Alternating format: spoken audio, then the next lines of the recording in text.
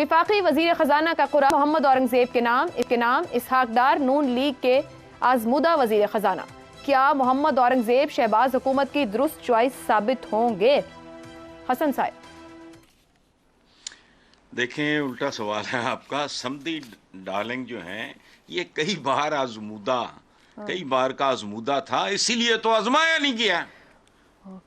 یہ حیرت انگیز بات. بہرحال شہباز حکومت کی درست چوائس والی بات پر بھی مجھے اعتراض ہے. کیا یہ واقعی شہباز حکومت؟ خیر چھوڑیں، آپ کی بات مان لیتے ہیں اور یہ بات طے سمجھیں کہ ڈارلنگ سے بہتر ثابت ہوں گے.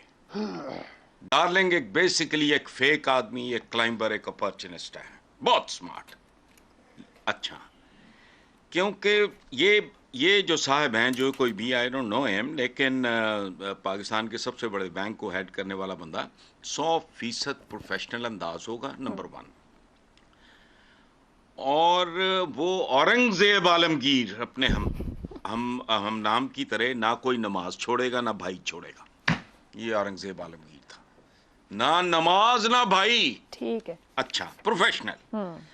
تو نہ بھائی بھتیجا چھوڑے گا. اور ہمارے پیٹی سیاست دانوں کی طرح اس آدمی کو کسی ٹوپی ڈرامے کی ضرورت بھی نہیں ہے.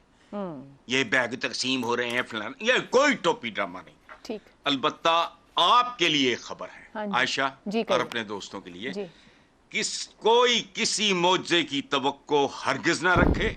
سیٹ بیلٹ باندھے رکھیں.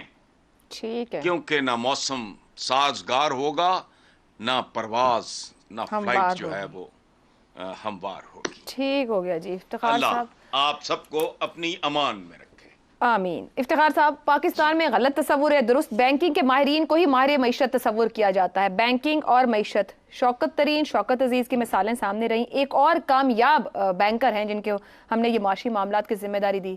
اچھی اور درست چوائس ثابت ہوں گے؟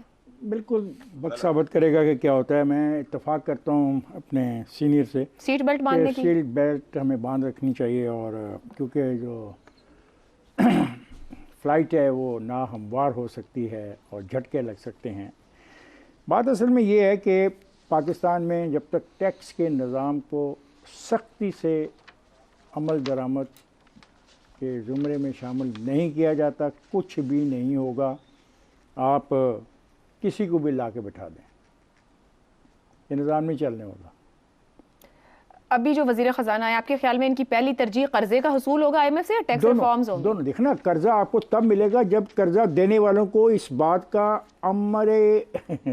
جن کو اس بات کا یقین ہوگا کہ آپ یہ پیسے واپس کر سکتے ہیں. اور پیسے واپس کرنے کے لیے آپ کو پیسے کلیکٹ کرنے پڑیں گے. اور پیسے کلیکٹ کرنے پڑیں گے میرے علاوہ بھی بہت سارے لوگوں سے. کئی کروڑ لوگ ہیں جن کو پیسے دینے ہیں. اس میں جب ہم ان کی طرف ہاتھ بڑھاتے ہیں تو آپ کے سیاسی مفادات آ جاتے ہیں. آپ کہتے ہیں ان کو مت چھیڑو، ان کو مت چھیڑو. جب تک آپ ان کو نہیں چھیڑیں گے پیسے آئیں گے نہیں. تو غیر ملک والے آپ کو قرضے کیوں دیں گے؟ تو پھر یہ بات اس کی ٹھیک ہے. فلائٹ بہت ہی ڈسٹرب قسم کی لگتی ہے اور اس میں سونے پہ سہاگا کہ جو سیاسی معاملات ہیں وہ آپ سے سلجھائے نہیں جا رہے. اب دھمکی دی گئی ہے 23 مارچ کو ہم مارچ کر دیں گے. بھائی 23 مارچ ایک تو رمضان کا مہینہ ہے، خدا کا خوف کرو. پھر تم نے اب 23 مارچ کو چڑھائی کا جو فیصلہ کیا ہے، تو اس قسم کی جو چڑھائی ہیں، جو اس قسم کے بلوے جو ہیں، جو فسادی ہر وقت اعلان کرنا چاہتے ہیں، سیاست کرو، سیاسی طور پہ اختلاف کرو، پارلیمنٹ کے اندر کرو.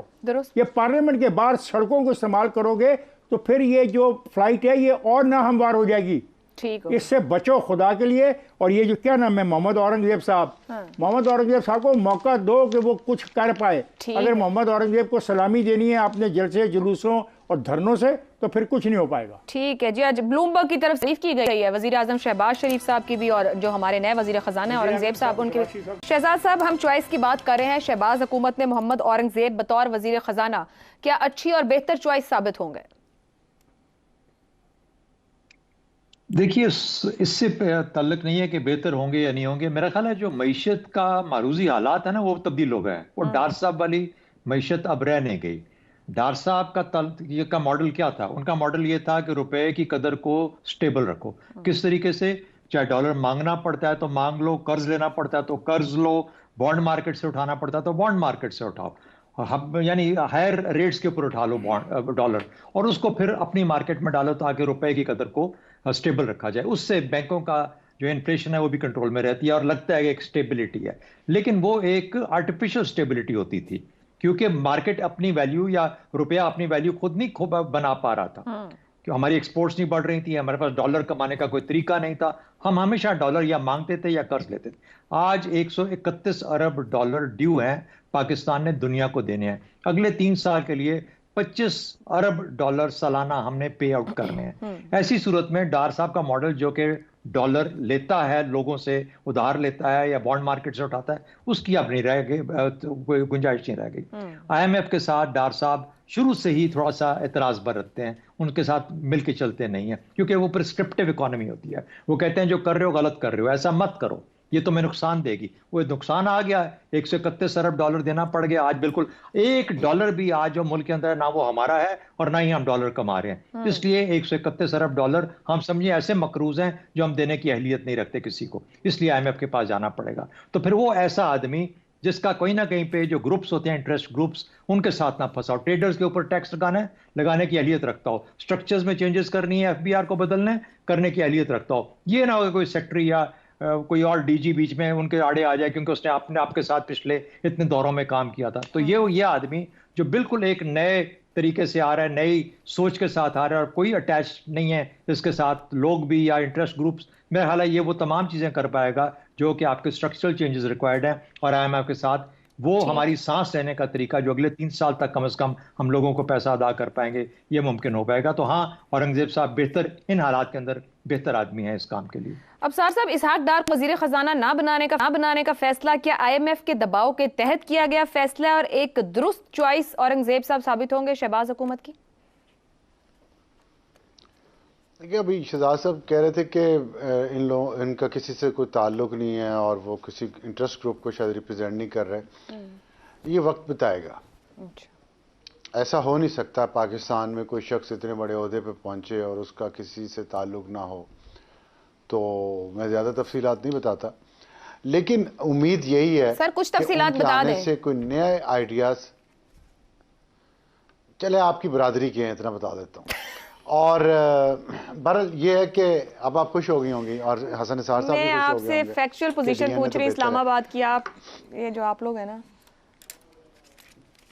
چلیں میں آپ کو فیکچول پوزیشن بتا رہا ہوں۔ ماضی میں جو بھی بینکر فائنانس منسٹر آیا ہے، شوکت عزیز ہو، شوکت ترین ہو، حفیظ شیخ ہو، انہوں نے ملک کو بہتری کی طرف نہیں لے جا سکے لانگ ٹرم۔